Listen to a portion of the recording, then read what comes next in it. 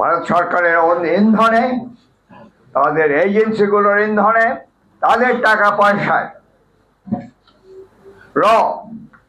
স্পষ্ট করে বলেন এমন কোন সার্বভৌম দেশ আছে যাদের সরকারি কোনো দপ্তরে পুরো ফ্লোর দিয়ে দেওয়া হয় একটা বিদেশি গোয়েন্দা বাহিনী? কথা মিথ্যা বললাম?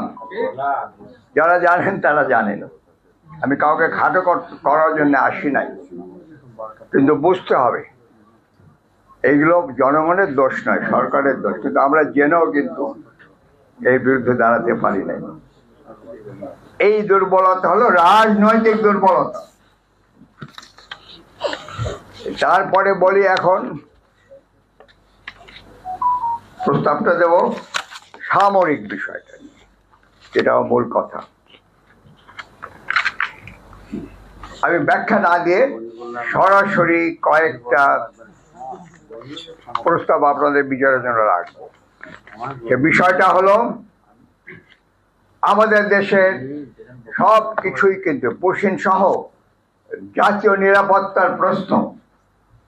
সরকার একজন নিরাপত্তা অ্যাডভাইজার নিয়োগ দিয়েছেন।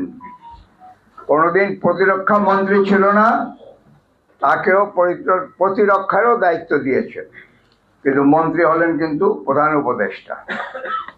এখন দেখেন জাতীয় নিরাপত্তা কিভাবে ডাইলিউট করা হয়েছে, ঘোলাটে করা হয়েছে। আগেও তাই ছিল। আমাদের স্বতন্ত্র জাতিসত্তা এবং স্বদেশ চেতনায় আমরা বরাবরই থাকবো উজ্জীবিত, এবং কখনোই কারো কাছে আধিপত্যবাদ এবং সম্প্রসারণবাদী শক্তির কাছে কখনো আমরা মাথা নত করব না। তো এই পুশিনের বিপরীতে কি হবে, সেই আলোচনায় সিদ্ধান্ত হয়েছিল পুশব্যাক।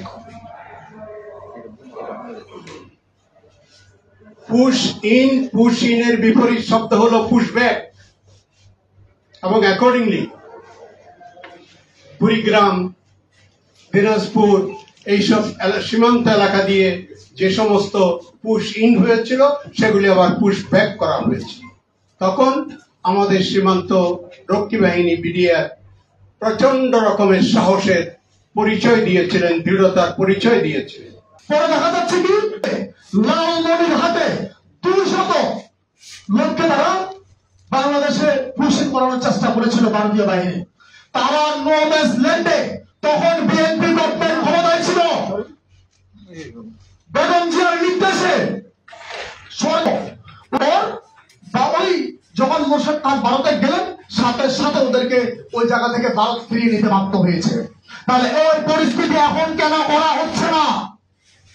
একটা বিষয় রেখেছে হচ্ছে আপনার মানবিক করিডোর।